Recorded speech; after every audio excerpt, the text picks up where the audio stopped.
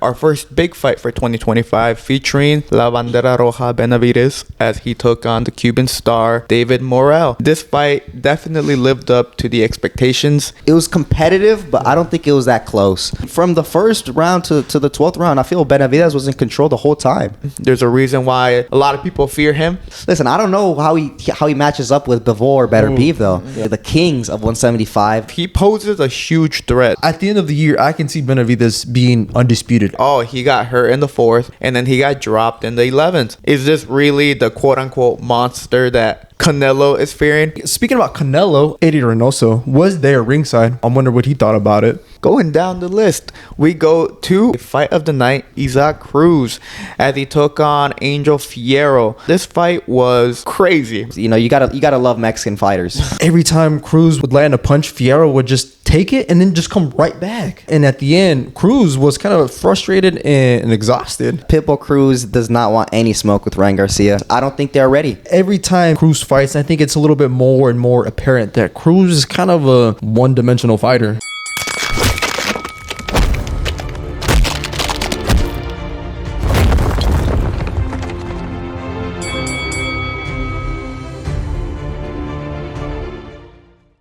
Welcome back to another episode of the Last Round Podcast, where we cover everything from traditional boxing to influencer boxing and everything in between. In today's episode, we'll be going over the David Benavidez versus David Morrell undercard, featuring and headlined by the Mexican monster as he took on the Cuban star. But before we get into the episode, make sure to like and subscribe and follow us on all forms of social media. Lastly, don't forget to join our Discord. We're trying to build up a community, and you guys joining would be greatly appreciated. But now, diving into the episode, we finally got our mega fight for 2025, our first big fight for 2025, featuring La Bandera Roja Benavidez as he took on the Cuban star David Morrell. And this fight was so hype, man. I remember, going on X in between rounds, and everyone was saying the same thing. I'm geeking out. This fight definitely lived up to the expectations, and it was honestly a very thrilling fight for the interim title for 175. Mm-hmm. Yeah, it was a good fight. You know, it was competitive, but I don't think it was that close. Honestly, I think and also the boxing community definitely saw it as well. David Benavidez performed amazing. You know, he did what he had to do. I think the whole boxing community was kind of riding on Benavidez, as were we. We predicted that he was going to win this fight, and I liked his performance a lot. He showed a great defense. I think great defense, good offense, like always, pressure, combination, explosiveness, but also, big shout out to David Morrell too. A lot of people were giving him his props because 12 fights in and he's fighting a guy like David Benavidez. He was in there till the very end. So props to both guys. This was a really good fight.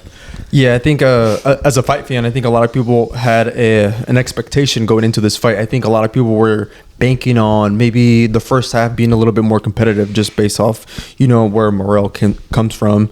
And I think that's not what happened. Morrell kind of like stood his ground a little bit at the beginning. And for me, I was kind of a little surprised. But overall, it was a really good fight. I think it's a fight that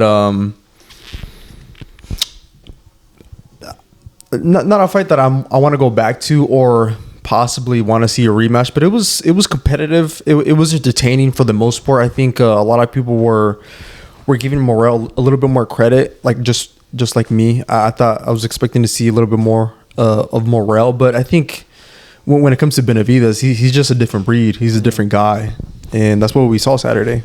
Yeah, honestly, I was very surprised, like you're saying about Morrell, and the aspect that I was expecting to see more boxing, more footwork being utilized by him.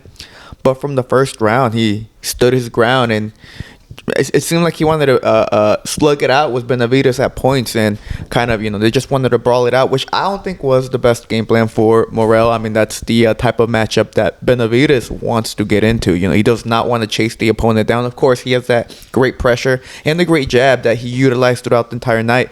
But David Morrell, he's shown in different fights what he brings to the table, and the reason why a lot of people or some people picked Morrell to beat Benavidez was because of the skills. Like I said, David Morrell has fantastic footwork, and he's able to outbox you and hurt you. And I believe we didn't really see that version of David Morrell. Maybe it was because of the occasion, biggest fight of his career against a huge crowd chanting for both fighters. So may have been that, may have been just the game plan that they came into. They didn't really want to box, they wanted to brawl it out. But respect to David Morrell, of course, 12 rounds, taking some big uppercuts, some big body shots, and he showed that he doesn't have any quit in him. Yeah, well, I mean, I don't know. I was saying this last episode as well. I didn't think Morrell really possesses that skill. I haven't seen anything from him in his last 11 fights. He was running guys over with his power, with his power, explosiveness. I wasn't really seeing, the crazy Cuban skill because, Cubans in boxing are known for being one of the best technical boxers ever. But I mean, yeah, Morrell comes from that school. Doesn't mean he fights like them. I haven't seen the IQ from him. In this fight, this is where you're supposed to show it. David Benavidez isn't a guy that you want to brawl, like you said. And Morrell, he didn't try to do any real boxing stuff. He was on the back foot majority of the night.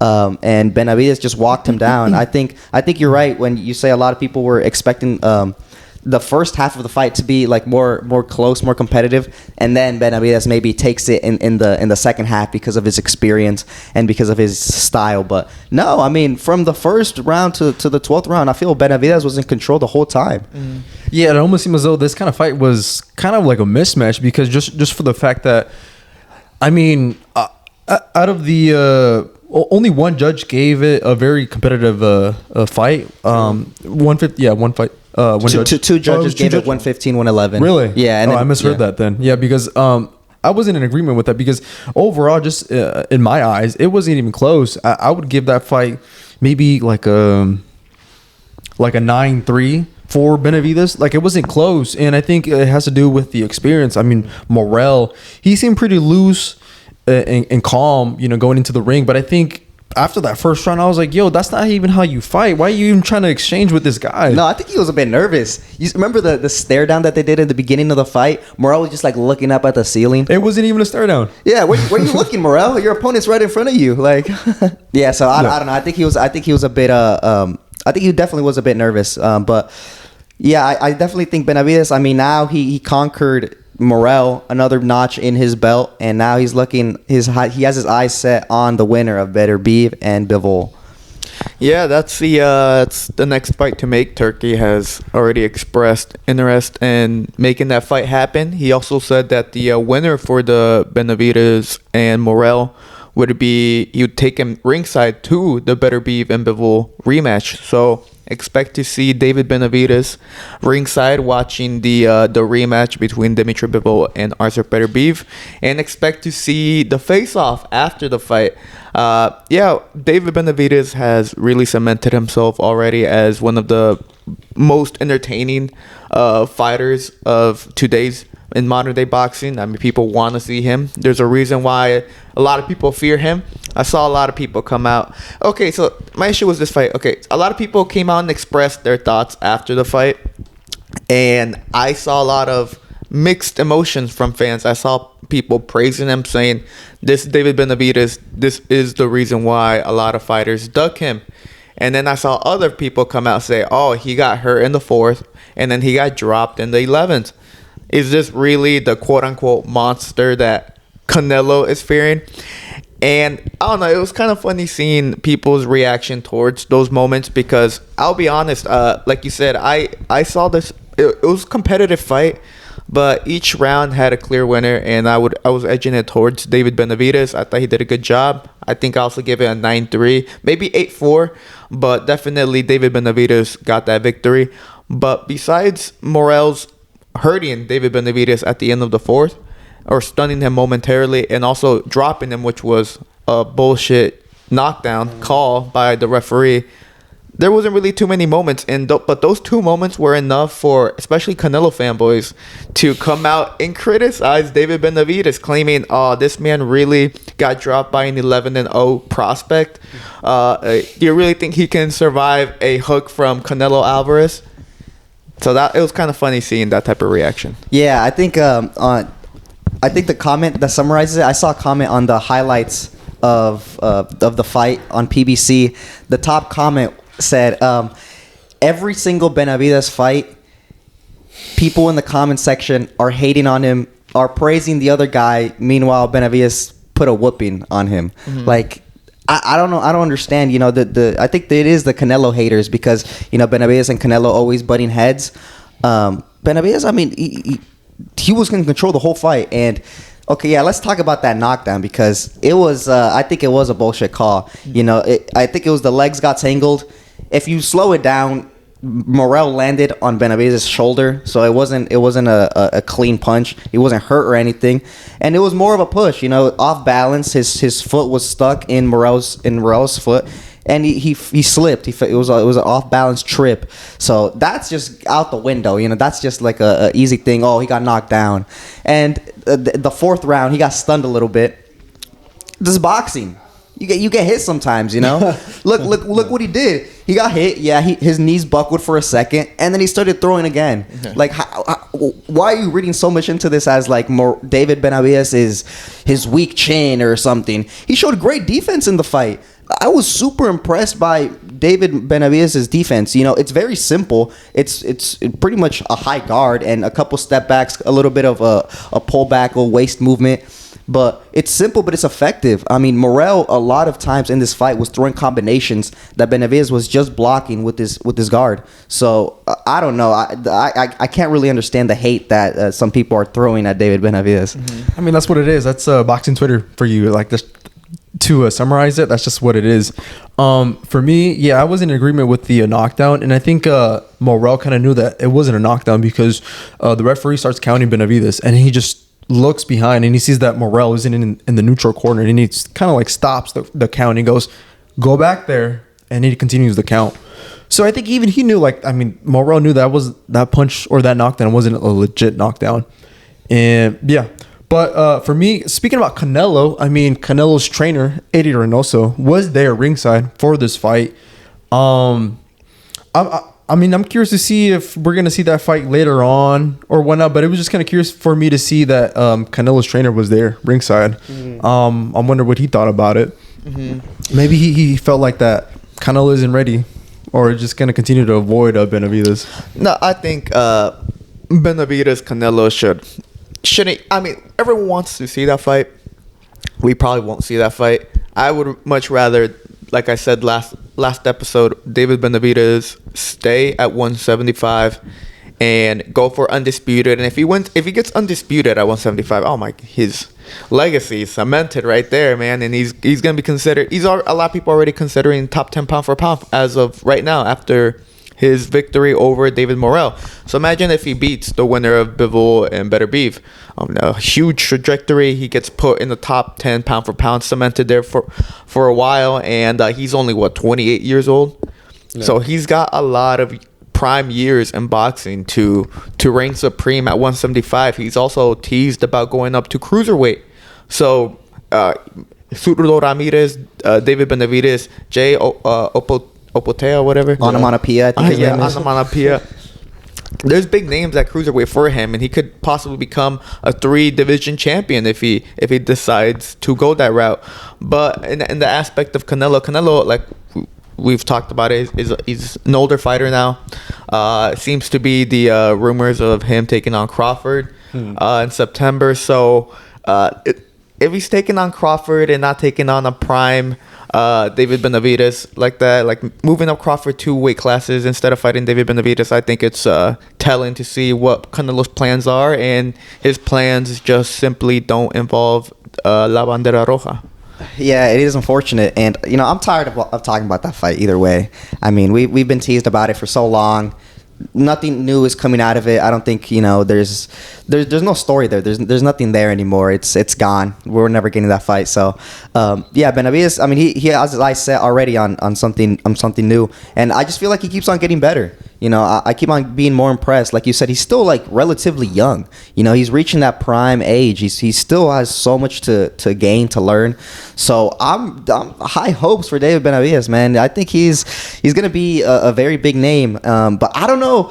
Listen, I don't know how he matches up with Bivol or Beterbiev though, because you know those guys, obviously the kings of 175. They have been for some time, and they're gonna get the rematch later in February. So we have to see, first of all, who wins that fight and becomes undisputed. But a possible matchup with Benavidez, you know, he has a style that he can pose a trouble for anybody. You know, he's a big guy, goes forward, throws a lot of combinations, fast, quick. Like, it's a dangerous fight for anybody. So I feel like a lot of people were kind of discarding him a little bit. You know, they were like, oh, he doesn't beat Beterbiev or Bivol. They whoop him. I'm like, I don't think it's that easy, you know. Benavidez he has the skills and he has the size, so both of those fights are fun matchups. Yeah, it seems as though every time Benavidez fights, it's always a hard matchup. It's always a guy who, I mean, you know, if you just take a look at his resume, it's a good resume. And then as he continues to fight better and better guys who are elite competition, I mean, it's just gonna look better on Benavidez. I mean, this is his second fight at 175, and he looked pretty good. This is the best he's looked at 175. And I mean, not to take anything away from him, when he first fought at 175, he still did a pretty good job at 175. Now, I think his body's a little bit more acclimated. He feels a little bit more comfortable at that weight class. I mean, with his performance against Morrell, I mean, I don't see him losing at 175. Like, I see Benavidez entering his prime years at 175. He's going to look his strongest, his fastest, his most explosiveness. Like, I really don't at the end of the year, I can see Benavidez being undisputed at 175. Yeah, the reason that also helps was because look at Arthur Beterbiev, 40 years old, 40-year-old grandpa now. Dimitri Bivol, late 30s. We're talking about older fighters here. Of course, they're still elite fighters, don't get it wrong and twisted, but David Benavidez also 28 years old. As we could tell, he's still gradually improving his skill sets, and it seems like every fight that goes on, he keeps getting better and better. And that's what is really on his side, the youth, man. He's still so young. He's now at 175. He poses a huge threat towards Dimitri Bivol and Arthur Beterbiev. Of course, the people, like you said online, were saying, Beterbiev and Bivol whoop Benavidez. Maybe they do. Who knows? Beterbiev's got that just crazy power. Bivol's got that pendulum boxing Soviet style. I mean, they can easily do they're mastered their own craft, right? But to say that he whoops them easily, I think it's a you are disgustingly devaluing the danger that David Benavidez possesses in the ring, and his output, his precision, and his aggression is something that any fighter will have struggle with. So David Benavidez, in my opinion, will do fantastic at 175, and I think he should stay there, fight the winner, and boom, let's see what happens, man. Because I'm telling you right now, whether he fights Arthur Beterbiev or Dimitri Bivol, it's gonna be a banger. Because every single fight that David Benavidez is in is a banger. He brings the action. That's what people like him. Except if you're a Canelo fanboy. I don't know why the Canelo fans and Benavidez gotta meet together and, you know, reconcile their relationship. You know, we could both be on the same side. You know, I like Canelo and I also like Benavidez. We could like the same fighters. Like, come on. Well, it's because I think there's a lot of them like that who like both fighters. I like both fighters too. But then once you get into the extremist, those pure fanboys, like they idolize these fighters. That's when it gets a little, you know, whatever you try to say to them, then they gets a little toxic. Yeah. So I think that we're at that when it comes to because Canelo has that fan base. So his fan base is pretty deep. So and you're gonna get a lot of extremists in there. But no, yeah, it should be a good matchup for David Benavidez, as he said it also during his post-fight interview or press conference, that because people mentioned, David Morrell, was he your hardest opponent? Like, was he blah, blah? And he said, yeah, like every fighter from now on is going to be my hardest opponent because we're going to continuously level up our competition. as he should be. He's young. He should be trying to get these big mega fights. And with each fight that goes on, he's going to gradually improve. And before you know it, he's going to be in, top 10, top 5 pound for pound list if he keeps on winning and keeps on improving and showing these types of dominant performances. So David Benavidez, there's a lot to look forward to for him. Yeah, and I think the momentum is riding with him too. I mean, not only is he young, but he has a lot of experience for a younger fighter. I mean, he turned professional at 15. At 15, 14, he was already sparring guys that were ex-world champions or world champions. You know what I'm saying? So, I mean, at 28, from 15 to 28, I mean, that's, 13 years of experience? That's a lot of experience for a young guy. So that's a dangerous guy as well. As for David Morrell, I saw a lot of people trying to pin him up against other fighters at 175. I think I got it. Hot Rod rematch. I'm Pro Box. Let's go. Yeah, they're going back to Pro Box. No, the big name that I saw was Anthony Yard for David Morrell, which I think would be a great matchup. That's a great fight. Anthony Yard tried his absolute best against Arthur Beterbiev. Came a bit short, but one thing I got from that fight is that Anthony Yard, he wants to bang with you. No pun, no diddy, no nothing like that. But he's there to fight. And if David Morrell wants that fight, wants a big name at 175, Anthony Yard is right there. So it's a credible name to have in your resume, especially if you beat him. Because if you beat him, and David Morrell has shown that he does have the power to hurt fighters. This could be a big win for him if he's able to get the fight and beat Anthony Yard. That's a very hard fight. Yeah. Because Anthony Yard, don't get it twisted, he is a top guy, elite, strong, fast, hits hard combinations. I mean, his fight with Beterbiev was a back and forth slugfest. He hurt Beterbiev at some points. So don't get it twisted. Yard is no step over. If Morrell goes that route, I'd respect him a lot because I'll say right now, I think that's like a 50-50 fight. And both of those fighters have what it takes to win it. Yeah, I feel like whoever Morrell decides to fight next, I mean, he's going to still... I mean... Look, before this fight, a lot of people were regarding him as the number 4 guy, and this is a guy who had only one fight at 175. So I feel like whoever he gets put up next at 175, he could have... I mean, he could be the favorite, or he could still, be a champion later on in the future. Once Benavidez leaves 175. So I guess that was the main event and our thoughts about David Benavidez as he took the UD win over David Morrell. Now, as we go down the list, co-main event. And the co-main event featured Stephen Fulton as he took on Brandon Figueroa in a rematch that took place back in 2020, 2021, a couple of years back. Yeah.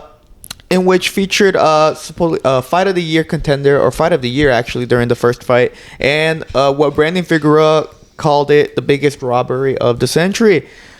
This second rematch was was the worst fight of the night. This fight was terrible, man. Yeah, we could definitely talk about the fight. It was very bad. The fans even were booing at some points. But I think what's more interesting for me is just the fit that Stephen Fulton walked into the arena with. Absolute awful. I mean, that very well might be the worst fit I've ever seen in the boxing fight. This is no street fight. We're not in the streets of Philly. At the bar. We're in a sanctioned boxing fight. For a world title. Come on, put some better fit on. So yeah, I was absolutely disgusted by that. And to top it all off, it was a shitty fight as well. I mean, Brandon Figueroa, I don't know what got into his head. For the first 5 rounds, he wanted to outbox Stephen Fulton, which is probably the stupidest game plan you could come up with. And then finally, he started reverting back to his actual style, but Stephen Fulton built up too big of a lead. He built up way too big of a lead. He was way too comfortable in there, and he was getting even the better of the exchanges when he was on the ropes. So all in all, it was just a very, very disappointing night for Brandon Figueroa. He gets his world title taken in his first defense, and I mean, he was known as the Heartbreaker. I mean, his heart is now broken. Yeah, dude. For me, when I first saw the fit from Cool Boy, I thought like the first thing that came to my mind was Devin Haney's fit when he fought Ryan Garcia. Horrendous, and he lost. So I figured something like that was gonna happen, but no. I feel like Cool Boy's Timberlands were giving him superpowers because I mean, what was it? The long jorts, the Timberland style boxing shoes. I was like, yo, he must be thinking he's fighting in Philadelphia or something. Because what the heck? No, I mean he put up a really good performance. I know Figueroa was saying during fight week that he wanted to fight a Cool Boy at a distance.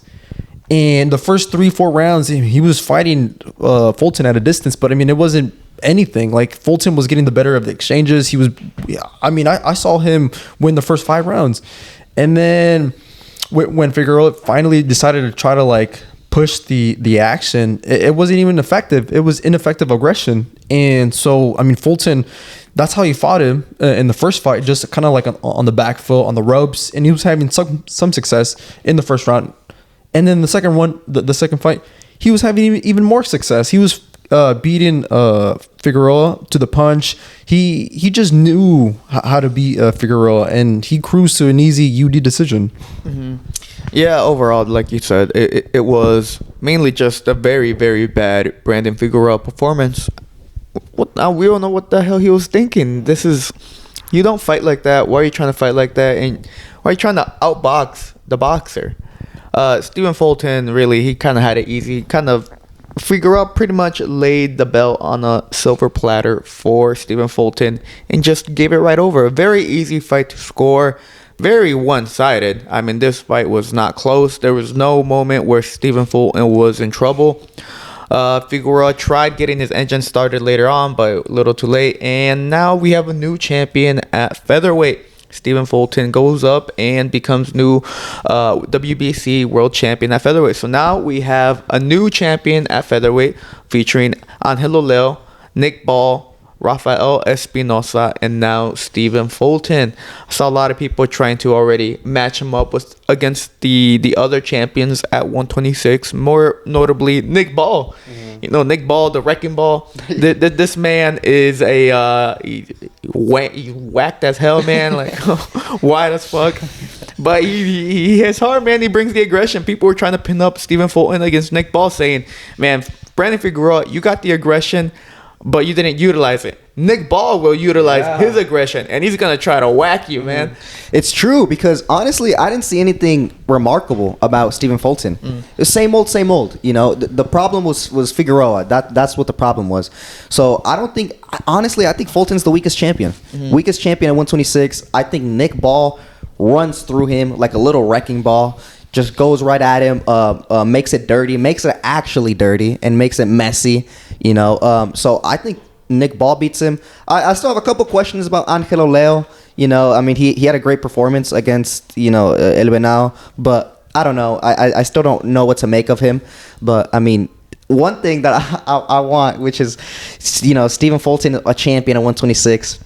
Inoue has been flirting with the idea of going up to 126, and Inoue's main objective has always been belts, championships, accolades.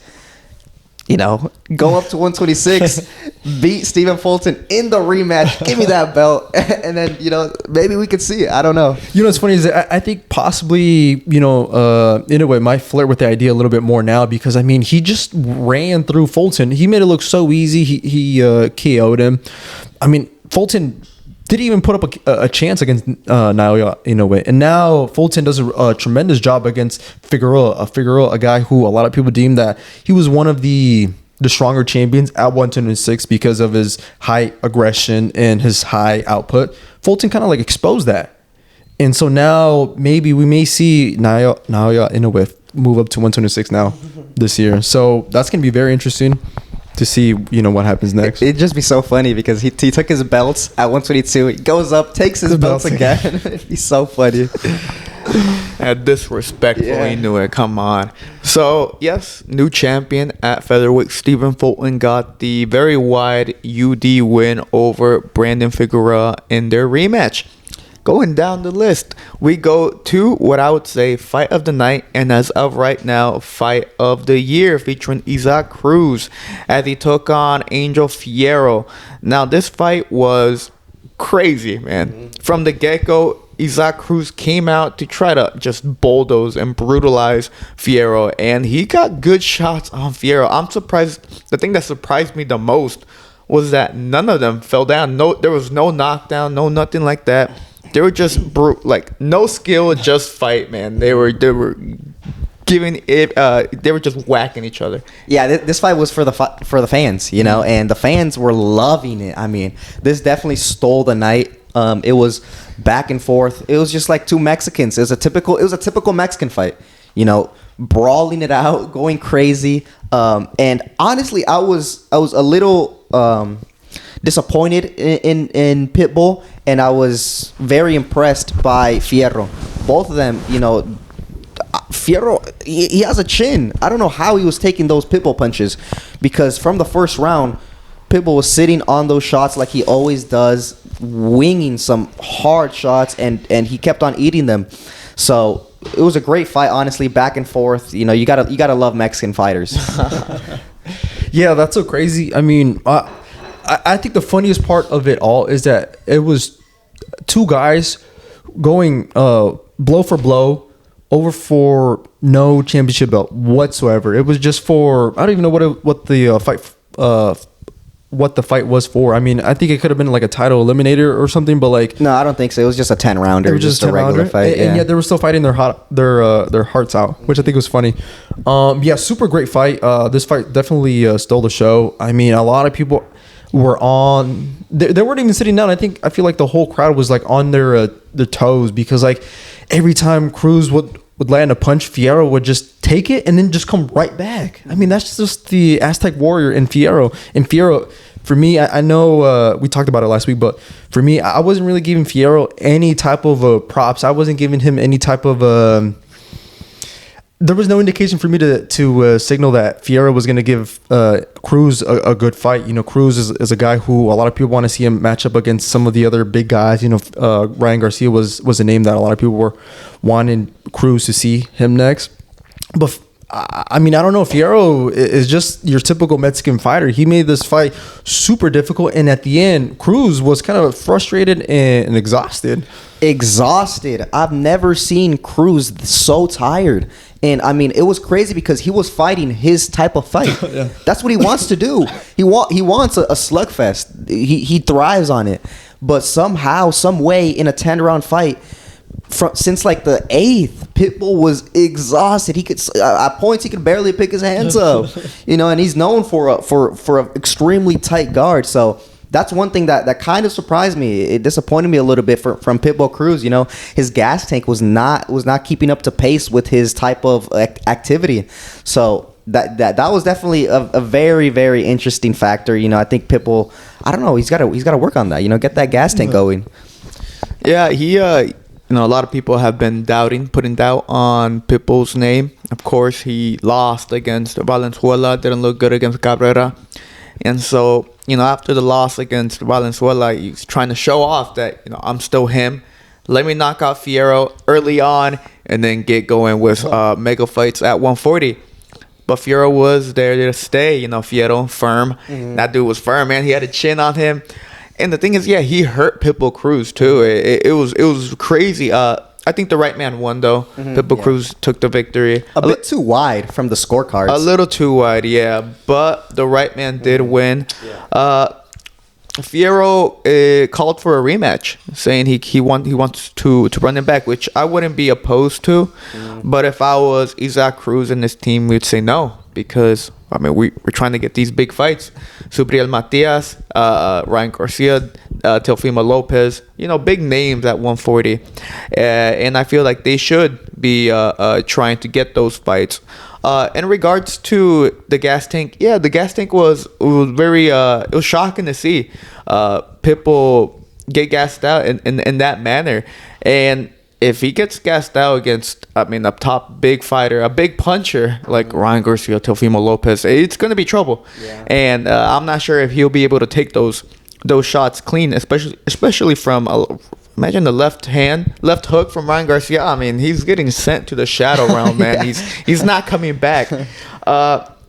So yeah, honestly, this fight, you know what it reminded me of?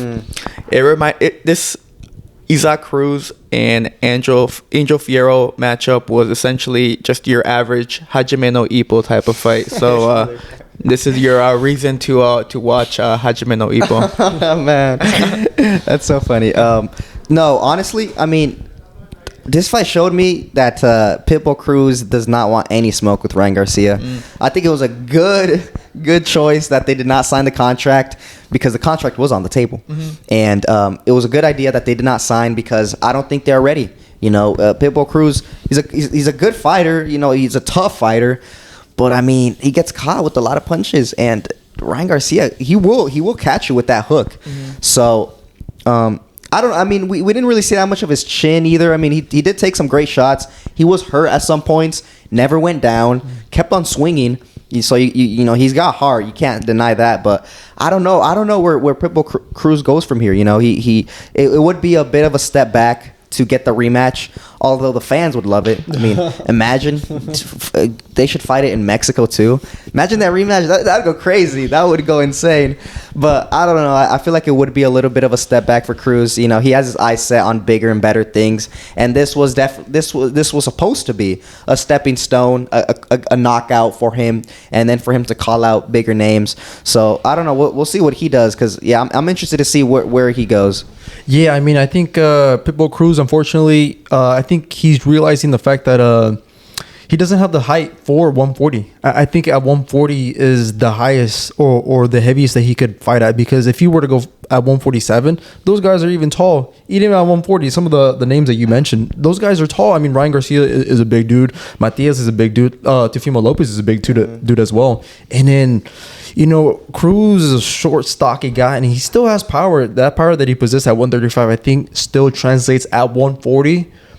But it's not as dangerous as it was at 135. He still has respectable power, but I mean, that's okay and that's good. But when it comes to elite competition at 140, you have to have something else. I mean, every time now that Cruz fights, I think it's a little bit more and more apparent that Cruz is kind of a one-dimensional fighter. I mean, once Cruz realizes that his opponent isn't going to go down, I mean, Cruz doesn't do anything different. He doesn't switch it up a little bit. He still continues to fight the exact same way and hoping that the opponent falls down, and nothing changes.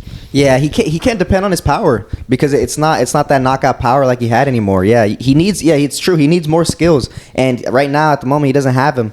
So I mean, I don't know. Yeah, he's got to change something. I don't know, maybe a coach switch, or, you know, bringing in some new trainers to work on other things, or maybe going back down to 135. I think it is still possible, because he weighed in at 138. Yeah. That's pretty light. You know, it looks like, you know, he could still drop down to 135. He holds a good amount of fat on him. So I don't know where he goes, honestly. I think he definitely does have a couple of opportunities, a couple of doors.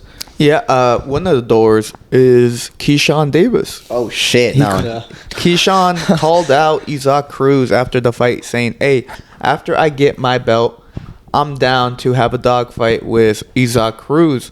So, if anything, Isaac Cruz, if he's intrigued, could go watch how Keyshawn does against Baranchenk and decide whether or not he wants to stay at 140 or drop down to 135 and take on Keyshawn. Because if he sees some chinks in Keyshawn's armor, you know for sure they're gonna want to take on Keyshawn and get the belt at 135. It's easy cake for him. Yeah, that's pretty surprising for Keyshawn. I mean, it looks like he's going into the fight very confident against Pohachuk. You know, there's 2 weeks left. Baranchenk, sorry, for Baranchenk. There's 2 weeks left for that fight. It sounds like Keyshawn, you know, and honestly, I think he will get it done. But I ain't gonna lie. No, I don't want Pitbull Cruz to fight Keyshawn Davis, man. Why? I think Keyshawn's gonna whoop him. Yeah. Yeah, I think so. Keyshawn is a good fighter, dude. Yeah. I was really impressed against Lemos. You know, he was doing that type of stuff to like lower level guys, and I was okay. You know, once he steps up in competition, Keyshawn isn't gonna be able to move like that. He beat the shit out of Lemos bad, and he did look that dangerous. So I don't know. I think he'd do really good against Pitbull Cruz. Yeah, but also he has a lot of stuff underneath his sleeve. Like he's been with the Crawford stable, training camp, and he's picked up quite a bit of things in throughout the years that since he's turned professional. He has picked up a few things here and there. I mean, this guy, I wouldn't say he's a complete boxer, but he definitely has a lot more elements to his style. He can box. He has decent punching power. He has respectable punching power. And he's kind of quick too, and he has pretty good ring IQ. So I mean, those things, if he were to fight Pitbull, Pitbull would definitely be the B side for sure. Yeah. No, it'd be a very interesting matchup. I think it would be one that if I was Inoue Cruz, it's a tough fight, but it's a winnable fight. Keyshawn is still somewhat green. Of course, he's already getting the title shot, but he doesn't have that many fights. Of course, he has a very notable and a very successful amateur career, but we're talking about the professionals now, and Inoue Cruz has been fighting top-notch big names in his resume. I mean, he's got Gervonta Davis, Rayo Valenzuela, so he knows what it feels like to get into the ring with a top-notch fighter. So the experience is going to translate over if he decides to take on Keyshawn Davis. So it should be a great fight, if anything, if that fight ever does happen. But it's one for the books and one for Team Pitbull to take into consideration. Now, the going down the list to the opening fight of the night, it was the return of El Mono Ramos as he took on Banana Rosario. This fight was... I don't know why this fight was made, man. First off, I was very surprised at the fact that they were fighting at middleweight. Seems to tell me that Ramos is deciding to leave 154 and start to campaign at 160, which, of course, 154 stacked deep. Maybe he realizes it's way too deep. I have a better shot at becoming a champion, or a better shot at receiving a shot at a world title at 160, since the 160 is a waist bearing. Yeah. It's a disgusting division at the moment. So I could see why they decided to go 160. But Jason Rosario, man. Look, Jason Rosario, we love him. Banana. He gets his power from eating bananas. Respectable. He said it himself. When he emerged into the scene, he took out J-Rock, right? And then he went off and then fought Charlo, and then Charlo just absolutely brutalized him. And then he fought Lubin, and Lubin brutalized him too. Jason Rosario is not the same fighter. He's coming off from a draw against another washed-up fighter and Swift Hurd on Pro Box a couple months back. So when I saw that El Mono was going to take on Banana, I knew this fight was not going to go the distance. Yeah, it was completely unnecessary. It was just for Mono to get a win. And, El Mono did what he had to do. Ramos did. He put a whooping on Rosario. Rosario couldn't really do much. I do think the stoppage was a bit questionable. I felt like it was kind of apparent they just wanted a TKO for Ramos. Because, he was taking a beating. Don't get it twisted. But he was still right in front of him. He was still there. He was still live. So I don't know. Me personally, I think it was a bit soft. But it's just going up from here for Ramos. I think it was smart, like you said, to go up to 160, because the 160 needs somebody. I think the top guy definitely is Johnny Beck. Yeah. Johnny Beck is definitely the top guy, but I'm surprised he's not trying to push for unification or undisputed. There's still two other champions, I believe, at that weight class. Well, he's trying to, but no one wants to fight him. Yeah, I guess so. Yeah, because Laura, I think, is still a champion at 160. Yeah. Dude, Laura is like 43, isn't he? Yeah, he's the oldest champion right now. That's like 38, because he's 43 in like Cuban years, so that's 38. Yeah, those Cubans are built different. Yeah.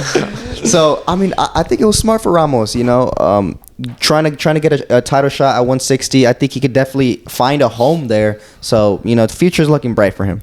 Yeah, for me, I said it last week. This fight was only for Ramos to kind of look good and then look for bigger things at later on in the year. That was a surprising thing for me, him moving up to 160.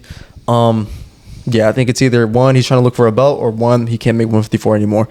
Either case, I think 160 is going to be a good weight class for him. He's just such a...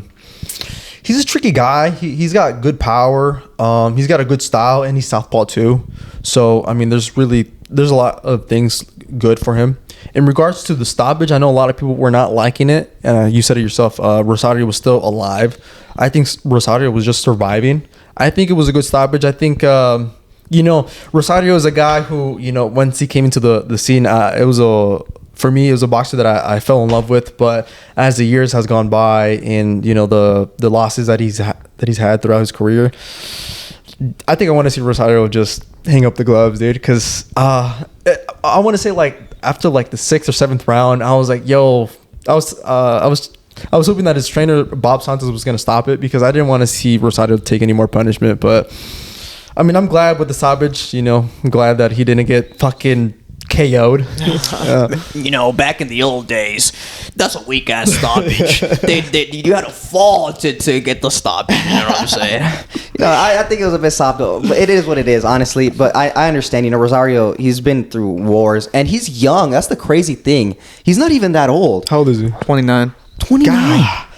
He's 29 years old. So like he should be in his prime, but I don't know something happened to him, man. Yeah. He definitely fell down, and I don't think he's getting back up. Mm-hmm. So I definitely think, there's no point, man. You're not going to reach a world title. You're not going to reach anything crazy.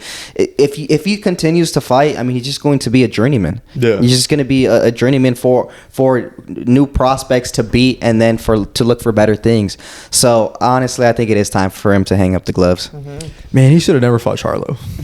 That's where it all went downhill. He was trying to unify. You got to respect it. Yeah, Jason Banana Rosario takes the TKO loss against El Mono. The thing about this fight that I was kind of impressed about, I mean, of course, it was one-sided like I expected it to be. But El Mono, his body work, fantastic, man. Double digits every single round. I mean, it was giving Rosario so much trouble.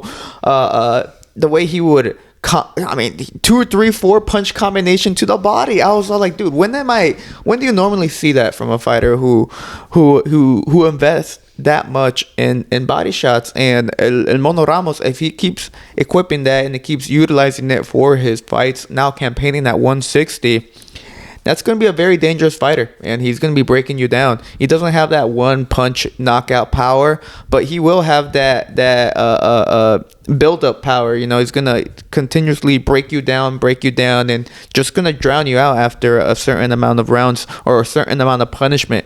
So El Mono Ramos returned at 160, new weight, and took out Banana Man Rosario. But that was the entire main card for the David Benavidez and David Morrell showdown, which featured some of the best 175 fighters in the world. Let us know what you guys think about the main event. Do you think David Benavidez performed very well, or do you think there were some chinks in his armor? Also, do you think that David Benavidez stands a good chance against Arthur Beterbiev, Dimitri Bivol, or do you think that those two fighters are way too much for David Benavidez as of right now?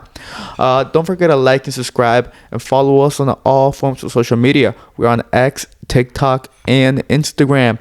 Lastly, we're trying to build up a community on Discord, so you guys joining would be greatly appreciated. But this was Pablo, and I'm with Rudo and Asa, and this was the Last Round Podcast. Thank you for watching.